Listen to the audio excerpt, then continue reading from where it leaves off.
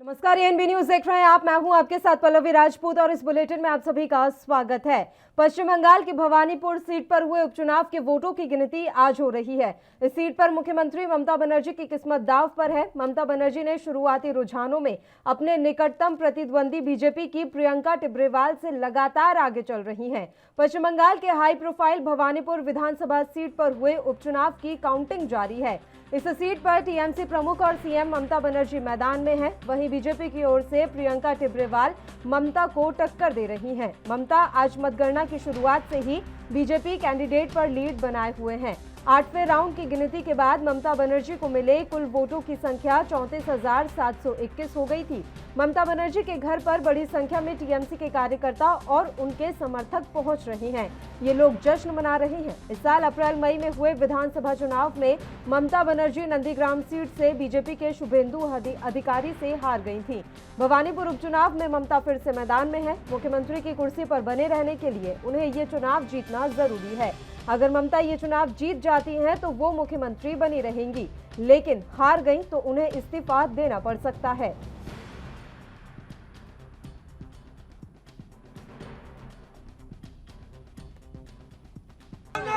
ये तो सभी को मालूम है कि दीदी जीतेगा, क्योंकि जो दीदी हम लोग के लिए किया है, हम लोग भी उसको कुछ उपहार देना चाहते हैं दीदी को। ये जिता के अब डबल मार्जिन से जिताएंगे, क्योंकि 58 वार्ड से प्रियंका टिब्रेवाल 58,000 से हारा था, यहाँ 80,000 से हारेगा प्रियंका टिब्रेवाल। टीएमसी समर्थकों और कार्यकर्ताओं में भारी उत्साह इस समय नजर आ रहा है। आपको बता दें कि भवानीपुर सीट पर हुए उपचुनाव में वोटों की गिनती आज हो रही है और इस बीच ये साफ तौर पर नजर आ रहा है कि इस सीट से ममता बनर्जी अच्छी खासी जीत हासिल करेंगी। पश्चिम बंगाल की भवानीपुर सीट पर हुए उपचुनाव के वोटों की गिनती आज हो रही है। इस सीट पर मुख्यमंत्री ममता बनर्जी की किस्मत दांव पर है। ममता बनर्जी ने शुरुआती रुझानों में अपने निकटतम प्रतिद्वंदी बीजेपी की प्रियंका टिब्रेवाल से लगातार आगे चल रही हैं। पश्चिम बंगाल की हाई प्रोफाइल भवानीपुर विधानसभा सीट पर हुए उपचुनाव की काउंटिंग लगातार जारी है। इस सीट पर टीएमसी प्रमुख और सीएम ममता बनर्जी मैदान में है। वहीं बीजेपी की ओर से प्रियंका टिब्रेवाल ममता को टक्कर दे रही हैं। ममता आज मतगणना की शुरुआत से ही बीजेपी कैंडिडेट पर लीड बनाए हुए हैं। कोलकाता में सीएम ममता बनर्जी के घर टीएमसी कार्यकर्ताओं का जुटना लगातार जारी है। यहां खेला होबे की धुन पर कार्यकर्ता लगातार थिरक रहे हैं। इधर 12वें राउंड की गिनती के बाद ममता बनर्जी की लीड 35,000 को पार कर गई है। भवानीपुर में ममता बनर्जी बड़ी जीत की ओर लगातार बढ़ रही हैं। 11वें राउंड की काउंटिंग के बाद ममता बनर्जी की मार्जिन 34,000 हो गई है। लगातार ममता बनर्जी जीत की ओर आगे बढ़ रही हैं। इस बीच मतगणना के रुझानों के बीच उत्तर प्रदेश के पूर्व सीएम अखिलेश यादव ने भी ममता बनर्जी को बधाई दी है। उन्होंने कहा कि ये ममता दीदी की जो जीत है वही सत्यमेव जयते की रीत है।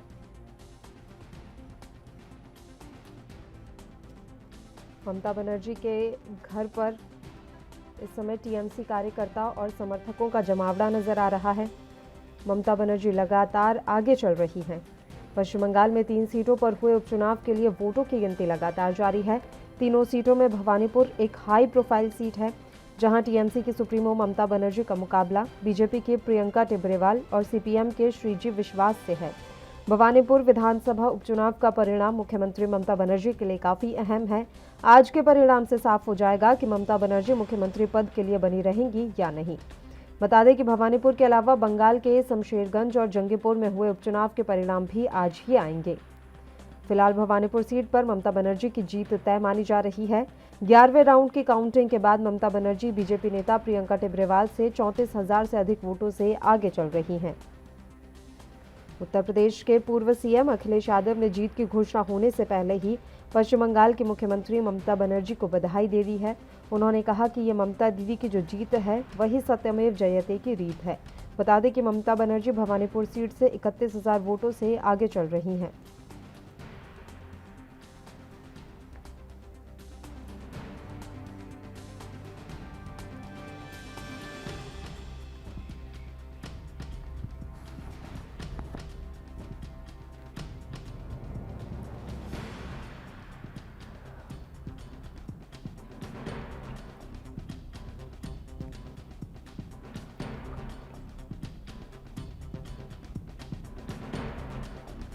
पश्चिम बंगाल की भवानीपुर सीट पर हुए उपचुनाव के वोटों की गिनती आज हो रही है। इस सीट पर मुख्यमंत्री ममता बनर्जी की किस्मत दांव पर है।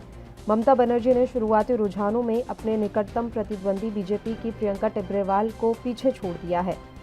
बड़ी जीत की ओर ममता बनर्जी नजर आ रही हैं। बंगाल की 3 सीटों पर हुए विधानसभा उपचुनाव के लिए आज काउंटिंग शुरू हो गई है। बंगाल की मुख्यमंत्री ममता बनर्जी भवानीपुर सीट से बीजेपी उम्मीदवार प्रियंका टिब्रेवाल से लगातार आगे चल रही हैं। उन्होंने शुरुआती दौर से ही बढ़त बना ली थी और उनकी ये बढ़त लगातार जारी है। पश्चिम बंगाल के मई में हुए विधानसभा चुनाव में ममता बनर्जी नंदीग्राम सीट से हार गई थी। उपचुनाव के नतीजे के साथ ममता बनर्जी की मुख्यमंत्री सीट का फैसला भी आज हो जाएगा।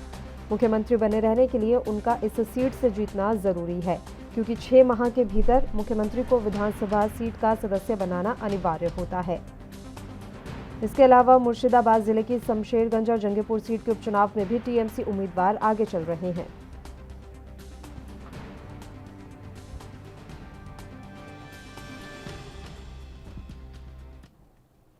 और इस मसले पर अब हम चर्चा की शुरुआत कर लेते हैं। भारतीय जनता पार्टी से पक्ष रखने के लिए कैप्टन आई सिंह इस समय हमारे साथ लाइव जुड़ गए हैं। सीधा उन्हीं का रुख कर लेते हैं। कैप्टन आई सिंह जी, बहुत बहुत स्वागत है आपका एएनबी न्यूज पर।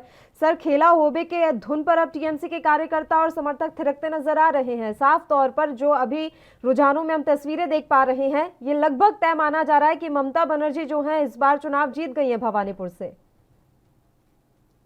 आपने देखा कि ममता बनर्जी चुनाव लड़ने के लिए कितनी जो है ना परेशान हो रही थी। जब कोरोना काल चल रहा था, जब चुनाव आयोग ने हर जगह चुनाव पे जो है ना बैन लगा रखा था, मगर ममता बनर्जी ने चुनाव पीएम बने रहने के लिए क्या क्या प्रयत्न नहीं किए। सुप्रीम कोर्ट गई, सब कुछ किया।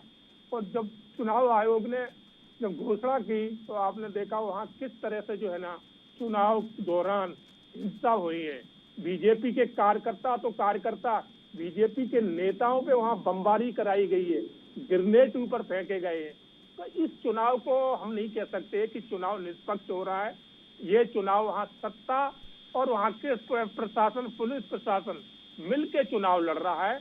जिस तरह से वहां एक बीजेपी का सांसद सुरक्षित नहीं है, तो आम मतदाता तो कितना वहां दबाव में होगा। तो ममता बनर्जी जो आम चुनाव हुए थे उसमें बुरी तरह हार चुकी थी, तो चुनाव तो वो ही सही माने जाएंगे।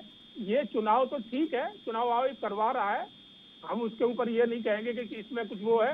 बाकी ये सत्यता है कि निष्पक्ष चुनाव वहां कतई ही नहीं हो सकते, क्योंकि वहां सत्ता और शासन दोनों ही ममता बनर्जी के हैं और वो पूरा साथ देते हैं जो वहां के गुंडे क्रिमिनल हैं उनका। एक वहां चुना हुआ पार्टी का सांसद जिसको जनता ने चुना है, उसके घर पे ग्रेनेडें पिकवाई गई।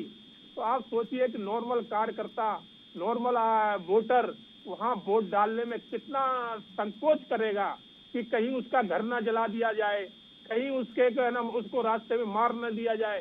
तो इन चीजों से लोग वहां डरे हुए हैं, सहमे हुए हैं।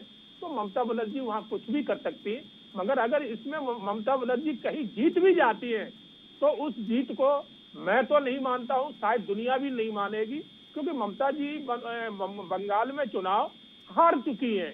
वो ही एक सही चुनाव था, मगर ये तो उनकी मर्जी का चुनाव है।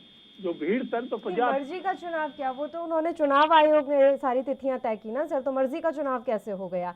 या ऐसा मान लिया जाए कि अगर प्रियंका टिब्रेवाल आगे होती तो आपको लगता कि हाँ ये अब लोकतंत्र की जीत है, लेकिन अगर वो पीछे चल रही हैं तो आपको लग रहा है कि हम तो उनकी जीत ही नहीं मानेंगे? चलना ना चलना ये नहीं है, मुस्कान करना है। पल्लवी मुद्दा ये है कि वहाँ चुनाव से पहले बिल्कुल। कैप्टन सिंह, मैं थोड़ी देर के लिए आपको यहाँ पर रोक रही हूँ अभी, और चलिए अब अपने मुद्दे का हम यहाँ पर रुख कर लेते हैं। हमारे साथ कैप्टन आई सिंह लगातार बने हुए हैं। इसके अलावा सुमित मेहरोत्रा जी भी इस समय हमारे साथ जुड़ गए हैं, जो कि टीएमसी का पक्ष रखेंगे। सुमित जी, आपका भी बहुत बहुत स्वागत है एएनबी न्यूज पर। सबसे पहले तो मैं आपको बधाई देना चाहूंगी, क्योंकि ममता बनर्जी लगातार भवानीपुर सीट पर आगे चल रही हैं। अब ऐसे में आप क्या कहना चाहेंगे, क्योंकि कैप्टन सिंह कह रहे हैं कि जब वो इतना ज्यादा उतर गए हैं दंगाई पर, अगर हम बात करें कि जब दिलीप घोष पर हमला हो सकता है तो आम कार्यकर्ता और आम जनता कितनी प्रेशर में होगी, और इसी प्रेशर में आकर वोट दिए गए हैं, इसलिए ममता बनर्जी जीत रही हैं। बताइए। जो ये कैप्टनाइजिंग जी कर रहे हैं, पता नहीं किस बेस पे कर रहे हैं, हमें तो नहीं मालूम। वहाँ की जनता ने माननीय ममता दीदी के साथ में विश्वास है उनका कि जनता के लिए काम करा है। महंगाई के ऊपर अगर बात करी जाए, देखिए आज देश के अंदर महंगाई बढ़ती चली जा रही है, लोग उसके ऊपर काम नहीं कर रहे, लोग केवल एक लड़ाई दंगे की बातें करते हैं कि किस तरीके से वहाँ पे पब्लिक मार रही है। आज इन्हें देखना चाहिए वहाँ की जनता दीदी के साथ में है, विश्वास पूरा है।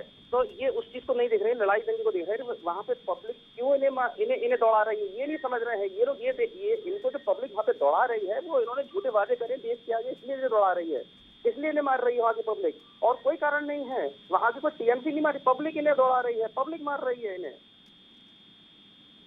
पब्लिक मार रही है। लेकिन दिलीप घोष के साथ जो कुछ भी हुआ वो तो सबने देखा ना, तो कहीं ना कहीं दिक्कत और परेशानी तो है ही, डर का माहौल तो है ही।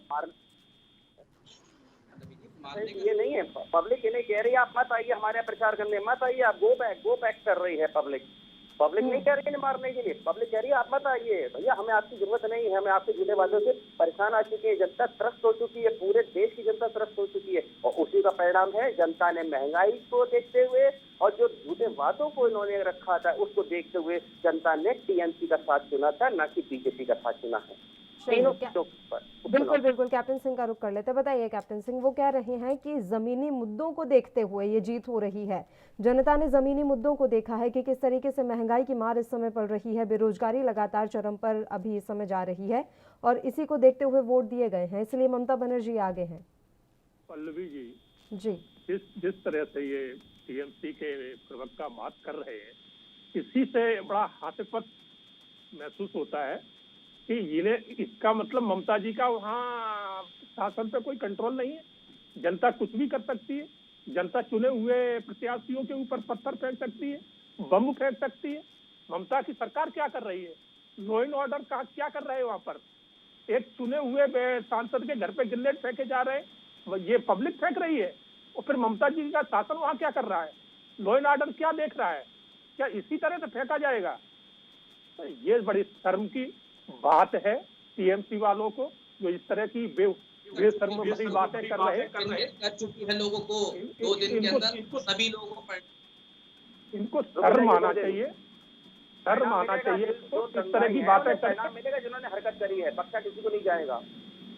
नहीं, मुझे एक बात बताइए सुमित जी, अभी जो आप कह रहे थे कि जो जनता ने जमीनी मुद्दों को देखते हुए वोट दिया है, तो अब आप आश्वासन दे जाइए कि अब पश्चिम बंगाल में जो है पेट्रोल डीजल की कीमतें आप अपने स्तर पर कम कर देंगे, वैट घटा देंगे, वहां पर अब 90 रुपए में मिलने लगेगा। क्या आप इस तरह का आश्वासन दे रहे हैं? लोगों को सब्जियां सस्ती मिलने लगेंगी, राज्य सरकार अपने स्तर पर जो है रोजगार के साधन उपलब्ध कराएगी, ये तमाम आश्वासन दे रहे हैं आप सुमित जी?